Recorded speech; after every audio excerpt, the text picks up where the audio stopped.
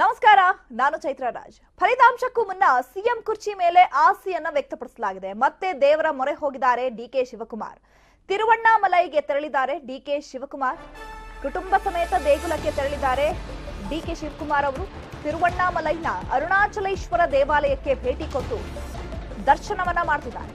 ನಿದ್ರೆ ಇಲ್ಲದೆ ಕಷ್ಟಪಟ್ಟಿದ್ದೇನೆ ಅಂತ ಈ ಹಿಂದೆಯೇ ಡಿಕೆ ಶಿವಕುಮಾರ್ ಹೇಳಿಕೆಯನ್ನ ಕೊಟ್ಟಿದ್ರು. ಈಗ ದೇವರ ದರ್ಶನದ ಮಾಡ್ತಿದ್ದಾರೆ. ಕುಟುಂಬ ಸಮೇತ ದೇಗುಲಕ್ಕೆ ತೆರಳಿ ಡಿಕೆಶಿ ಇದೀಗ ದೇವರ ದರ್ಶನವನ್ನ ಪಡೆದಿದ್ದಾರೆ. ತಿರುವಣ್ಣಾಮಲೈನ ಅರುಣಾಚಲೇಶ್ವರ ದೇವಾಲಯಕ್ಕೆ ಭೇಟಿ ಕೊಟ್ಟು ಕುಟುಂಬ ಸಮೇತ ದರ್ಶನವನ್ನ ಮಾಡ್ತಿದ್ದಾರೆ. ನಿದ್ರೆ ಇಲ್ಲದೆ ಕಷ್ಟಪಟ್ಟಿದ್ದೇನೆ ಅಂತ ಡಿಕೆ ಶಿವಕುಮಾರ್ ಹೇಳಿದ್ರು. ಪಕ್ಷಕ್ಕಾಗಿ ಬಹಳಷ್ಟು ಶ್ರಮವನ್ನ ಪಟ್ಟಿದ್ದೇನೆ, ಪಕ್ಷವನ್ನ ಅಧಿಕಾರಕ್ಕೆ ತರಬೇಕು ಅನ್ನುವಂತಹ ನಿಟ್ಟಿನಲ್ಲಿ ಹಗಲು ರಾತ್ರಿ ನಿದ್ದೆ ಮಾಡದೆ ನಾನು ಕೆಲಸವನ್ನ ಮಾಡಿದ್ದೀನಿ ಅನ್ನುವಂತಹ ಮಾತುಗಳನ್ನ ಹೇಳಿದ್ರು ಡಿಕೆ ಶಿವಕುಮಾರ್. ಈಗ ತಿರುವಣ್ಣಾಮಲೈಗೆ ಡಿಕೆ ಶಿವಕುಮಾರ್ ತೆರಳಿದ್ದಾರೆ. ಕುಟುಂಬ ಸಮೇತರಾಗಿ ದೇಗುಲಕ್ಕೆ ತೆರಳಿ ವಿಶೇಷ ಪೂಜೆಯನ್ನ ಸಲ್ಲಿಕೆ ಮಾಡಿ ದೇವರ ದರ್ಶನವನ್ನ ಪಡೆದಿದ್ದಾರೆ.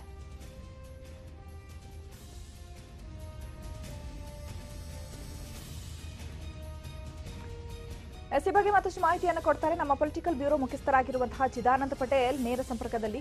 ಚಿದಾನಂದ ಪಟೇಲ್, ಇದೀಗ ಡಿಕೆ ಶಿವಕುಮಾರ್ ಅವರು ಕೂಡ ನಾನು ಕೂಡ ಸಿಎಂ ಆಕಾಂಕ್ಷಿ ಅನ್ನುವಂತಹ ಆಸೆಯನ್ನ ಪದೇ ಪದೇ ವ್ಯಕ್ತಪಡಿಸ್ತಾ ಇದ್ದಾರೆ. ಈಗ ತಿರುವಣ್ಣಾಮಲೈಗೆ ಹೋಗಿದ್ದಾರೆ, ಅಲ್ಲಿ ದೇವರ ದರ್ಶನವನ್ನ ಪಡೆದಿದ್ದಾರೆ. ಹಾಗಾದ್ರೆ ಡಿಕೆ ಶಿವಕುಮಾರ್ ಏನೆಲ್ಲ ಕಸರತ್ತನ್ನ ಮಾಡ್ತಿದ್ದಾರೆ ತಾವು ಅಧಿಕಾರಕ್ಕೆ ಬರಬೇಕು ಅನ್ನುವಂತಹ ನಿಟ್ಟಿನಲ್ಲಿ?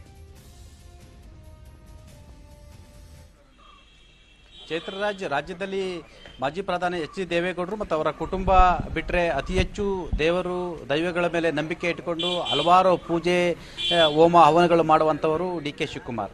ದೇವರ ಮೇಲೆ ಅವರಿಗೆ ವಿಶೇಷವಾದ ಭಕ್ತಿ ಮತ್ತು ಅಪಾರವಾದ ಆಸಕ್ತಿ ಮತ್ತು ಭಯ ಮತ್ತು ಭಕ್ತಿ ಎರಡೂ ಇರುವಂಥದ್ದು. ಈಗಾಗಲೇ ಮುಖ್ಯಮಂತ್ರಿ ಆಗಬೇಕು, ವಿಧಾನಸೌಧ ಮೂರನೇ ಮಹಡಿಗೆ ಹೋಗ್ಬೇಕಂತೇಳಿ ಕನಸು ಕಾಣ್ತಿರ್ತಕ್ಕಂಥ ಡಿ ಕೆ ಶಿವಕುಮಾರ್ ಅವರಿಗೆ ಕನಸು ನನಸಾಗುವ ಎಲ್ಲ ಲಕ್ಷಣಗಳಿದೆ. ಆದರೆ ಸರಳ ಬಹುಮತ ಬಂದರೆ ವಿಪಕ್ಷ ನಾಯಕ ಸಿದ್ದರಾಮಯ್ಯ ರೇಸ್ನಲ್ಲಿ ಒಂದು ಹೆಜ್ಜೆ ಮುಂದಿರೋದ್ರಿಂದ ಡಿ ಕೆ ಶಿವಕುಮಾರ್ಗೆ ಇದು ತೊಡಕಾಗುವ ಸಾಧ್ಯತೆ ಇದೆ. ಇದೇ ಕಾರಣಕ್ಕಾಗಿ ಡಿ ಕೆ ಶಿವಕುಮಾರ್ ಅವರು ನಾನು ದಿನೇಶ್ ಗುಂಡೂರಾವ್ ಅವರು ಪಕ್ಷದ ಕೆಲಸ ಮಾಡಲಿಕ್ಕೆ ಆಗಲ್ಲ ಅಂತ ಹೇಳಿ ಬಿಟ್ಟು ಹೋದಂಥ ಸಂದರ್ಭದಲ್ಲಿ AICC ಅಧ್ಯಕ್ಷೆ ಆಗಿದ್ದಂಥ ಸೋನಿಯಾ ಗಾಂಧಿ ಅವರಿಗೆ ಕರೆದು ನನಗೆ ಪಕ್ಷದ ಉಸ್ತುವಾರಿಯನ್ನು ಕೊಟ್ಟರು. ಅಲ್ಲಿಂದ ಇಲ್ಲಿವರೆಗೆ ಪಕ್ಷವನ್ನ ಒಂದು ತಳಮಟ್ಟದಿಂದ ಮೇಲ್ಮಟ್ಟದವರೆಗೆ ತಂದೆ ಹಲವಾರು ಕಾರ್ಯಕ್ರಮಗಳನ್ನು ಹಾಕ್ಕೊಂಡೆ ಪಕ್ಷ ಅಧಿಕಾರಕ್ಕೆ ಬರುವಂಥ ಕೆಲಸವನ್ನು ನಾನು ಮಾಡಿದ್ದೀನಿ. ಹಾಗಾಗಿ ನನಗೂ ಅರ್ಹತೆ ಇದೆ, ನಾನು ಕೂಡ ಮುಖ್ಯಮಂತ್ರಿ ಅಭ್ಯರ್ಥಿ ಆಗುವಂತನು ಎಲ್ಲ ಶಾಸಕರು ನಾಯಕರು ಕಾರ್ಯಕರ್ತರ ಮೇಲೆ ನನಗೆ ವಿಶ್ವಾಸ ಇದೆ ಎಂಬ ಮಾತನ್ನು ಕೂಡ ಹೇಳಿದರು. ಆ ಮುಖಾಂತರ ಎಲ್ಲ ಒಂದು ಕಡೆ ಮುಖ್ಯಮಂತ್ರಿಯ ಕನಸು ಕಾಣ್ತಿರ್ತಕ್ಕಂಥ ಡಿ ಕೆ ಶಿವಕುಮಾರ್ ಅವರು ಚುನಾವಣೆ ಸಂದರ್ಭದಲ್ಲೂ ಕೂಡ, ಚುನಾವಣೆಗೂ ಮೊದಲು ಕೂಡ, ಚುನಾವಣೆ ದಿನವೂ ಕೂಡ ಎಲ್ಲೊಂದು ಕಡೆ ದೇವರ ಮೊರೆ ಹೋಗಿದ್ರು. ಇದೀಗ ಅವರ ಕುಟುಂಬ ಸಮೇತ ತಮಿಳುನಾಡಿನ ಪ್ರಸಿದ್ಧ ತಿರುವಣ್ಣಾಮಲೆಯಲ್ಲಿರ್ತಕ್ಕಂಥ ಅರುಣಾಚಲೇಶ್ವರ ಅಂದ್ರೆ ಈಶ್ವರನ ದೇವಸ್ಥಾನಕ್ಕೆ ಹೋಗಿರುವಂಥದ್ದು. ಅಲ್ಲಿ ಡಿ ಕೆ ಶಿವಕುಮಾರ್ ಮತ್ತು ಅವರ ಕುಟುಂಬ ಮುಖ್ಯಮಂತ್ರಿ ಆಗ್ಲಿಕ್ಕೆ ಎಲ್ಲೊಂದು ಕಡೆ ದೇವರ ಆಶೀರ್ವಾದ ಇರಲಿ ಅಂತ ಕೇಳಿ ಸಂಕಲ್ಪ ಮಾಡಲಿಕ್ಕೆ ಹೋಗಿರುವಂಥದ್ದು. ಇದೀಗ ಇಡೀ ಕುಟುಂಬ ಸಮೇತ ಡಿ ಕೆ ಶಿವಕುಮಾರ್ ಅವರು ವಿಶೇಷವಾದ ಪೂಜೆ ಸಲ್ಲಿಸಲಿಕ್ಕೆ, ಭಕ್ತಿಯನ್ನು ಸಲ್ಲಿಸಲಿಕ್ಕೆ ತಿರುವಣ್ಣಾಮಲೆಗೆ ತೆರಳಿರುವಂಥದ್ದು. ಆ ಮುಖಾಂತರ ಎಲ್ಲ ಒಂದು ಕಡೆ ಮುಖ್ಯಮಂತ್ರಿ ಹುದ್ದೆ ಒಲಿದು ಬರುವಂತೆ ದೇವರಲ್ಲಿ ಪ್ರಾರ್ಥನೆಯನ್ನು ಕೂಡ ಮಾಡಿಕೊಳ್ಳುತ್ತಾರೆ ಅಂತ ಹೇಳಲಾಗ್ತಿದೆ. ಚೈತ್ರ, ಚಿದಾನಂದ ಪಟೇಲ್, ಇದೀಗ ತಿರುವಣ್ಣಾಮಲೈನಲ್ಲಿ ದರ್ಶನವನ್ನ ಮುಗಿಸ್ಕೊಂಡು ವಾಪಸ್ ಬೆಂಗಳೂರಿಗೆ ಬರ್ತಾರಾ ಅಥವಾ ಬೇರೆ ದೇವರ ದರ್ಶನವನ್ನ ಪಡೆಯುವಂತಹ ಸಾಧ್ಯತೆ ಇದೆಯಾ? ಹೇಗೆ?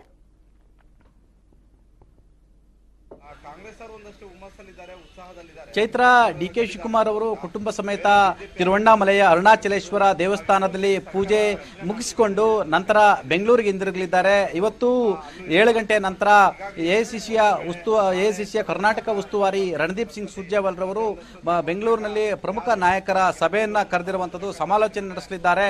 ನಾಳಿನ ಚುನಾವಣೆ ಫಲಿತಾಂಶ, ಅದಾದ ಬಳಿಕ ಕಾಂಗ್ರೆಸ್ ಪಕ್ಷದ ನಡೆ, ರಾಜಕೀಯ ರಣತಂತ್ರ, ತಂತ್ರ, ಪ್ರತಿತಂತ್ರ ಎಲ್ಲದರ ಬಗ್ಗೆ ಕೂಡ ಪಿಸಿಸಿ ಅಧ್ಯಕ್ಷ ಡಿ ಕೆ ಶಿವಕುಮಾರ್ ಸೇರಿದಂತೆ ವಿಪಕ್ಷ ನಾಯಕ ಸಿದ್ದರಾಮಯ್ಯ ಹಾಗೂ AICC ಅಧ್ಯಕ್ಷ ಮಲ್ಲಿಕಾರ್ಜುನ ಖರ್ಗೆ ಅವರ ಜೊತೆ ಸಮಾಲೋಚನೆ ಮಾಡಲಿದ್ದಾರೆ. ಹಾಗಾಗಿ ತಿರುವಣ್ಣಾಮಲೆಯಲ್ಲಿ ಅರುಣಾಚಲೇಶ್ವರ ದರ್ಶನ ಮುಗಿಸಿದ ಬಳಿಕ ಬೆಂಗಳೂರಿಗೆ ಹಿಂತಿರುಗಲಿರ್ತಕ್ಕಂಥ ಡಿ ಕೆ ಶಿವಕುಮಾರ್ ಅವರು ಇವತ್ತು ರಾತ್ರಿ ರಣದೀಪ್ ಸಿಂಗ್ ಸುರ್ಜೇವಾಲ್ ಜೊತೆ ಕೊನೆಯ ಹಂತದ ಒಂದು ಸಭೆಯನ್ನು ಕೂಡ ನಡೆಸಲಿದ್ದಾರೆ. ಓಕೆ, ಧನ್ಯವಾದಗಳು ಚಿದಾನಂದ ಪಟೇಲ್ ತಮ್ಮೆಲ್ಲ ಮಾಹಿತಿಗಾಗಿ.